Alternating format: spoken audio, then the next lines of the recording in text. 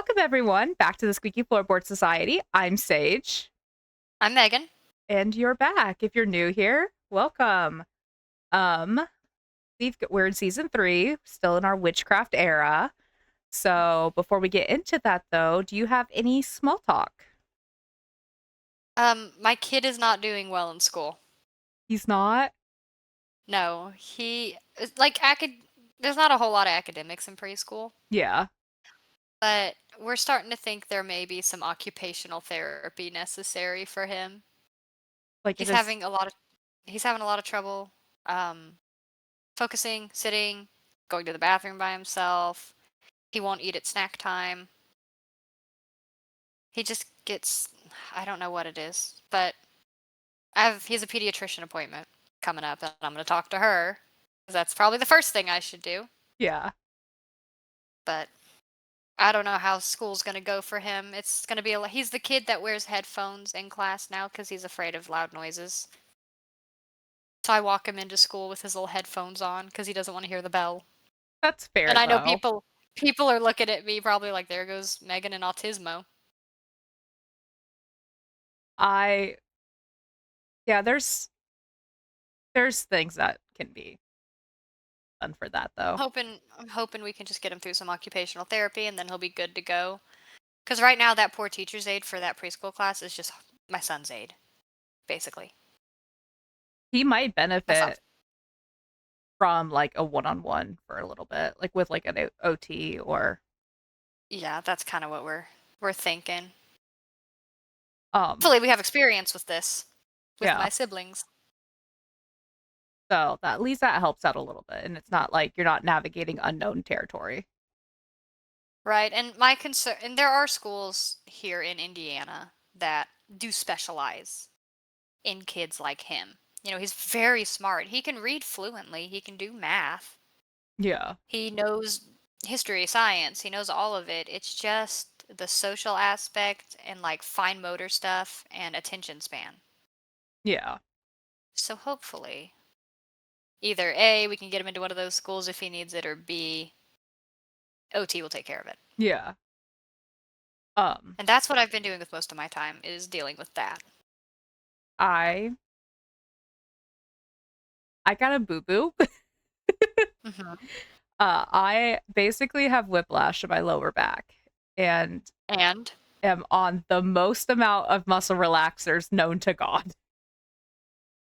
Um when I had whiplash in my upper back, I was on 25 milligram uh pill for like the entire day when I had whiplash in my upper back from an actual car wreck. This time I'm on 1,500 milligrams of a muscle relaxer, and I am fighting for my life. are you with us right now? I am. I sent Megan a text earlier of a wacky inflatable man that like are in front of car dealerships because Dennis was driving, and I'm just like going around Yeah. the vehicle. I have like no, like my grip and everything has been like fucked. I love that you said if there was an earthquake, you were cooked. I would be cooked. I told I her she's just gonna slowly slide out of her chair during the podcast to the floor, and we're gonna have to do the rest from the floor. we might have to. It's been rough. And the worst part is it's not even helping the actual muscle. Oh, great! So the rest of my body feels the muscle relaxer, but the part that needs Not it's that. not. So it's like Are I'm you in pain, but I can't walk. are you gonna tell them what Dennis has been calling it? He's been calling it whip ass because it's in my lower back at the very top of my butt cheeks. I know So you guys don't know Dennis, but that's the most Dennis thing he could do. he got diagnosed with Asperger's when he came to America, and he will only ever refer to it as Asperger's, and he really thought he was shitting out burgers. So He's like, enough with the spectrum disorder stuff, okay, guys? I have burgers. so he was really excited about the fact that he could shit out burgers, which technically he kind of I can. would, He I was loves a gonna good say, hamburger. I would be excited if I could shit out burgers. Never have to cook ever again. Yeah, exactly. Dude, I was watching this video last night about this guy cooking with Max, I think. I don't know if you've seen him. I don't think I He have. made smash he made smash burgers. I I love was about McGowan. he sautéed the onions with vermouth. Ooh, When he put this burger together, I almost came. I I was like, "I love a have to have good that in my smash mouth." burger. Oh, Oh, they looked so good. I I haven't really been eating hamburgers. I've had a lot of chicken sandwiches lately. So many And Stir Fry 88. I had Stir Fry 88 in the mall a couple days ago, and I hadn't had it in forever. Oh, God. I I miss the there's a place here in the town that I live in, and they have it's like an Italian, a real like a, I wouldn't say authentic, but like from what Dennis says, this is very much like being in New York. It's like a New York Italian shop. Yeah. And I'm used to the pizza place there in the mall. When you get a calzone, The it's like Yeah. this big. They Are asked me they if huge? he's like, "Do you want a small or a large calzone?" And I was like, "Oh, I'll get a large," because I thought maybe it's like Yeah. that thing was as long as my arm. And I was Oh, like, I'd be in heaven. I'd be in heaven. and they only have ham and cheese calzones, and they have a steak. It's like a Philly cheesesteak, stromboli. That so good, and it's longer than my arm, but it is so fucking good. Oh, I'd fuck that up. I'm sorry, It's I keep yawning. You're good. I feel like my eyes are going two different ways, so They're not. it feels like I they can are. confirm they're not. Is this how you felt when you had your surgery, trying to N- record? No, I felt way worse because ended up being allergic to that glue. I I have to sit in very weird ways. So like I'm sitting like with my ass poked like perched back so I'm comfortable in my seat. I look ridiculous. It's okay. I sit in the office at my job and I sit crisscross applesauce in the chair. That's And people normally they always look at me like, because it's not a big chair. that's And I'm normally like, how I sit. I sit, you know? I normally sit crisscross in this chair, but I am too. not today. Um No, you'd hurt your booty. yeah, I'd be in so much pain I'd probably cry. So, are you ready for today's case? I've been so excited to tell I the I story. am because you've been so excited for it. Um so before we get into this, I want to let you guys go ahead and know that when it comes to some of these stories that I've come with, they're pretty short this season for me. Next season, y'all are gonna have some very long ones coming from me. But as for this season, it's kind of hard to find some of the stuff. Some cases you can find a lot of things, but some countries aren't like France. They don't keep as much records, Right. so we don't get as many details. So, and we see that with this story today as well. So, let's begin. What do sour milk, dying livestock, music, and whispered accusations have in common? In 16th century Europe, they could be enough to condemn some. Freya. Get out of here. I saw that move and I was like, okay, there we go. Where was I even at? They would be enough to Condemn someone to death. At a time when witchcraft laws were tightening and fear was spreading, ordinary events were often seen as signs of something supernatural. A sick animal, a failed crop, or even a streak of bad luck could quickly turn suspicion toward a neighbor. In communities where religion and fear shaped everyday life, the line between misfortune and malice was dangerously thin. Josyne van Beethoven was one of the many caught in the wave of suspicion. Her life unfolds in a world where rumors could be as deadly as crime. Her story is not just about accusations, but about the environment that allowed those accusations to thrive. An environment where fear held more power than evidence and where a single claim could steal a person's fate. So the research for this case was actually kind of hard. Most of the links came up in Dutch. So I had to like Google Translate. And then I got really annoyed with that process and was feeling like I was losing a lot of details that way. So I ended up just sticking to the articles that were in English. So if you're familiar with the story and there's stuff missing, I couldn't find a whole lot of things in English for this case. So I And just feel wouldn't, free to feel free to comment information that you have. yes. Or if you even send in an email, if you have a lot of information, we'll read it and we'll add it to the episode when we do see it. So, but I just want to go ahead and apologize if there are big chunks of the story missing. So Josyne van Beethoven was born Josyne Francisca van Vlasleer. She was born in Kampenhouw around 1540, which is a province of Flemish Barba in the Flemish region, which is currently Belgium. I'm going to go ahead and apologize for any future mispronunciation when it comes to anything that I say. On top of that, I am on a shit ton of muscle relaxers, and I feel like my mouth's fighting me. So she was the daughter of Jane Vleskens and Van Vaslier and Margaret Bloems. Her parents married around 1535 and owned land in Bertram. Her father, Jane, died in 1575, leaving his wife with 2 daughters. Lisbeth, who married Jane van der Vecken, and Josyne, who married Art van Beethoven around 1567. Art van Beethoven was born around 1535 and was about 10 years older than Josyne. The couple lived in Relst and managed a modest but relatively prosperous farmstead. Their farm was sometimes described as a small manor farm. They had 4 children, 3 sons and 1 daughter. As opportunities on the parental farm were limited, their sons established branches of the Van Beethoven family in neighboring villages. So that is basically all the information of her early life. Because again, it's hard to find some stuff. Well, and also, unless you were a really notable public figure back then, there tends to not be a lot of records. Yeah, and from everything that we can tell, they were pretty well off in the community that they were in. Mhm. But now we're going to kind of go into what was going on in this region around this time specifically. So in southern Netherlands, King Philip II passed a witchcraft law in 1592, defining witches as the worst and most dangerous kinds of heretics. The driving force behind the law was Flemish Jesuit and demonologist expert Martin del Rio, who published a book in 1599 called, I'm going to mess this up, Discoquisitiones Magicae. Uh-huh. Okay, which translates Discotheque magic. Hey. which translates to investigations into magic.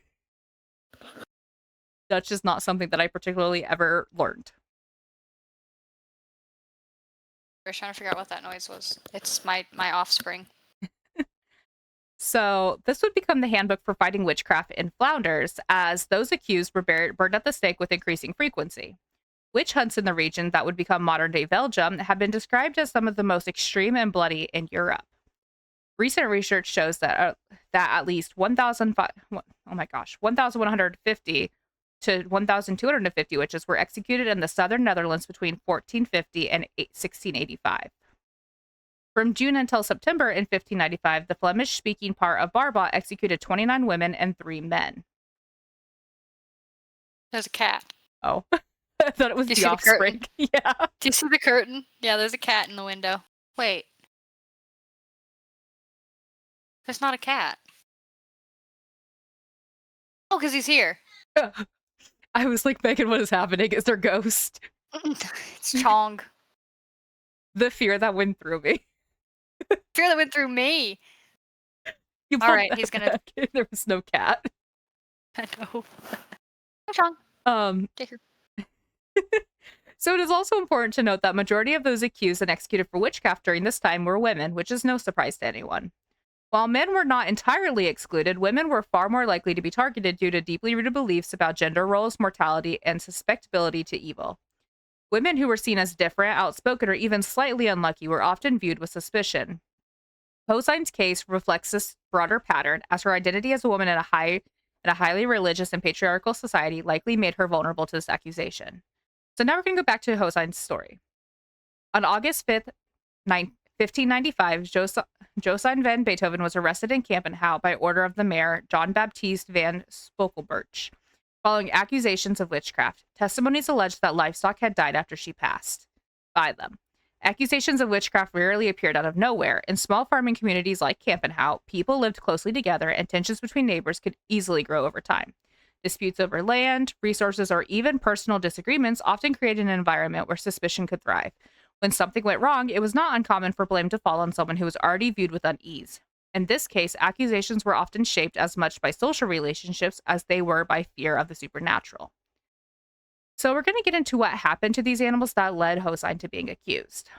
4 horses were said to have collapsed suddenly. A horse reportedly urinated blood before dying of colic. Well, hang on. What? So I don't know where I left off. So we're going to get into what happened to these animals that led to Josyne being accused. 4 horses were said to have collapsed suddenly. A horse reportedly urinated blood before dying of colic, and a cow produced sour milk. She was initially imprisoned in Turenberg Gate. So here's a little history on this place. According to Google, Turenberg means Mount of Tears. It was originally built as a gate to the Cathedral of St. Michael in St. Gudula. It was integrated into the 13th century first walls. Over time, the gates... Okay, hang on. He's eating a Burger King French fry container. My son, not my cat. So over time, the gate's function shifted. By the 16th century, the massive tower that once formed part of the gate structure was repurposed as a state prison. At the time, it was known as the Basileus of Brussels. It was a windowless prison for political prisoners and others that were deemed dangerous. This prison operated from the 16th century until 1760 when it was demolished. Josyne was later transferred to Steinenport. Despite repeated denials, she was interrogated under torture.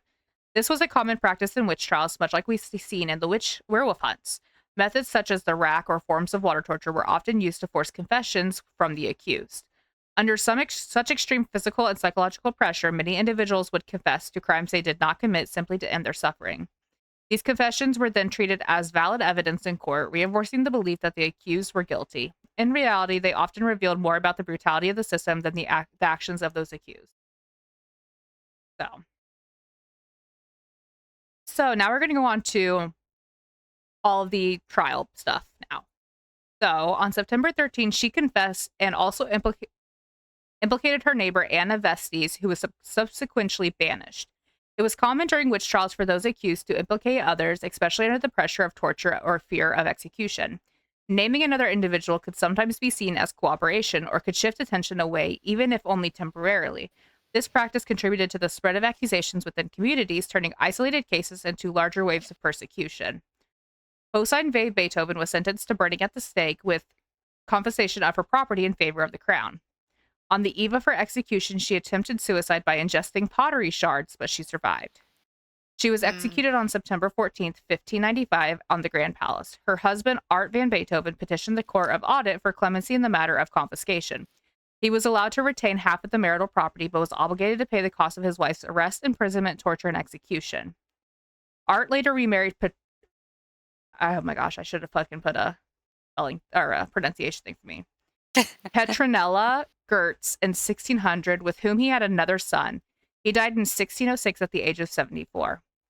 Little is known about how Josyne's execution affected her children or how they understood the events surrounding their mother's death.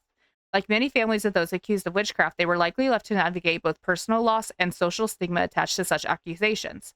The long-term impact on the families is often absent from historical records, but it remains an important part of understanding the full human cost of the witch trials. Looking back, it becomes clear that Josyne van Beethoven was likely not a witch, but a victim of fear, suspicion, and a system that was designed to find guilt rather than the truth. The accusations against her was sick animals, spoiled milk, misfortune, and these were all rooted in everyday occurrences that people at the time did not understand and instead explained through superstition.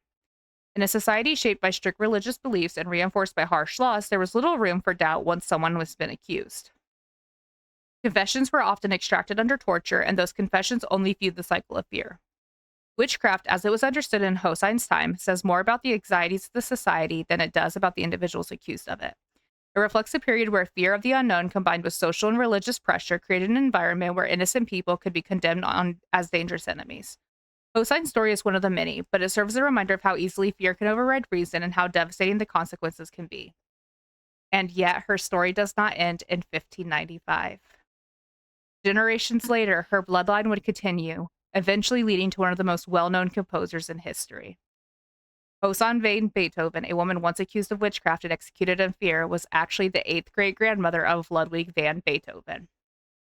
As we know, Ludwig van Beethoven would go on to leave a legacy that reshaped the world of music.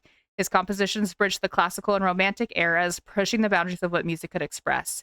Even as he lost his hearing, he continued to create powerful and emotional works that are still performed and studied today. His influence remains deeply embedded in Western music, a lasting reminder of how one family line can carry both tragedy and extraordinary impact across generations. That kind of gave me chills. I know. I was like, my like literal next paragraph is so when I was writing down like all of the names, which Megan has saw this, I had probably easily like 500 names of people accused of witchcraft My on God. this list. And it was like every case that I could find about anyone that was accused. Some of them are little blurps, some are full stories. And when I saw Beethoven, I was like, I like classical music. I'll do this one. And Yeah, then that's upon insane. looking, I saw that she was the eighth great grandmother. And I was like, oh my gosh. That's So crazy. that is why I was so excited for this case. Maybe she was a witch and that's why Beethoven was so good. Maybe. I was That I maybe. I was just so excited. There wasn't much to her story, but I felt like because we had that plot twist of her being the eighth great grandmother of Ludwig van Beethoven, it had to be its own story. Yeah, yeah. I love that every interruption ever has happened. My mom called me during this too. I told her I'd call her back, but then she texted me. She's like, "Oh, I just wanted to let you know that you accidentally got my cupcakes at Walmart. Can you bring them tomorrow?" Okay. Because she watched Little Man while I got my nails redone today, and they went to Walmart, and she bought cookies and cupcakes for him, and I ended up with like her cupcakes or something. How did that happen? I don't. The cashier bagged it wrong, Ah, but what were which is your? very easy to do. My thoughts. We're gonna learn a bit more about why that system exists in the next episode. I'm excited. I. How do you pronounce her name? Hossein? It's either Josyne, Josyne, or there was so many different pronunciations. Probably Josyne, That's what I thought, but because if it's German or Dutch. yeah, it's Dutch. Dutch and German are really, really similar. Like I can vaguely understand some Dutch because I can vaguely understand most German. I remember my IT teacher in middle school teaching us because he hung around the Amish. He lived right next to them. Pennsylvania Dutch. And so he taught us how to say Specken Sie Deutsch. And that is the only thing I know. Sprechen Sie Deutsch? hmm Hmm. That's Yeah. all I know. That's all my knowledge. There's a guy at work that he grew up on like a base, I think, like his dad was in the military or whatever, and they spent some time in Germany, so he knows some German, and so sometimes we'll yell at each other in German. I love that. Yeah, it's my boss's boyfriend. Sometimes I look at Dennis and I look up weird things to give him compliments on in Russian. And Like your that toes is look nice today. uh well there's a common saying that I learned to say that I cannot remember off the top of my head. I have to actually like read it out. But it basically translates to you have golden hands. And it's like a term of endearment. I bet it is. And so Sorry, I'm eating these. Have you had Baby Bell cheeses before? yeah. I fucking love them. I thought it was the cookie you were eating initially. I could feel my blood sugar getting a little low when I got That's up to go deal with him, so I was like, I'll grab a that's couple fair. Baby Bells. But But yeah, we're gonna see how that system occurred and why and in the like I next s- episode. like I said, it was kind of a short one. A lot of these are going to be a little bit shorter, and I don't know if they're shorter in the span of like I just don't have as many pages, or if it's just because I'm not in France anymore, and France just keeps every record known to man. They do. Um, It's the only thing they do. or if it's because I've done all of my research for season 4, and that was a So lot long. of. So I am going to go ahead and apologize for if you guys stick around for season 4. That probably will be my episodes will probably be for a very select few individuals. No, but you're gonna do good research on it. Like people will sit down and listen to something long as it's quality. Yeah, and there's a lot of repetition, but there's a reason for that. Right. But as for the season, we're not going to go into the depth that I did obviously with that because there's a whole reason behind season 4's depth that I can't necessarily find. I can connect this to all psychology if I really wanted to and go through a very deep episode, which maybe we'll touch in our mid season or end of season, but for this moment, it doesn't seem like if you were here for season 1, I feel like it's very similar psychology, Yeah. if not identical. Buddy, can you chill? Do you have a velociraptor? I don't know if I have a 5-year-old or a velociraptor. Could be both. He's morphing. He's an animorph. But yeah, no. Josyne is just another super unfortunate victim, who was convicted on just dumb shit, and you're gonna see that a lot this season too. Yeah, there is. I will kind of give you guys a little bit of a spoiler. There is an episode which I think is going to be longer, and it's just a couple of cases that are like I think worth deeper looks that we don't have hardly any information on, that were just blips that I think are still worth telling. Right. So it'd be nice if we could tell every victim of the witchcraft trials stories, because objectively speaking, they were all innocent, right? mhm. But I don't feel like this one needed a trigger warning. I feel like No, this there one was wasn't kind anything of crazy. cut and dry. I think it's my next one will have. I could be completely bullshitting. No, it's not the next one. Oh, no, it is the next one. My next one will have a very big trigger warning. Just trying to get everyone. So it's not the next episode, but it'll be the one after that will have a really big trigger warning. Just so you guys have a little bit of a heads up if you are someone that likes to let us get a couple episodes out and then listen. That one will have a lot of trigger warnings. I don't think my next one has anything too crazy beyond what you might expect from talking.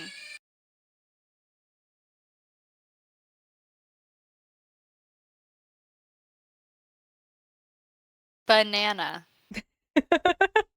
He a minion? I think he's turning. He's either a velociraptor or a Buddy! minion.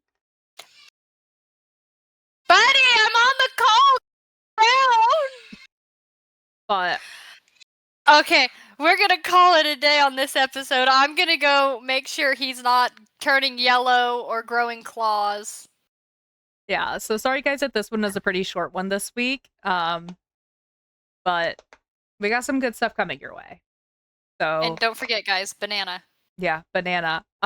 So hopefully we'll see you guys next week. Bye. Bye.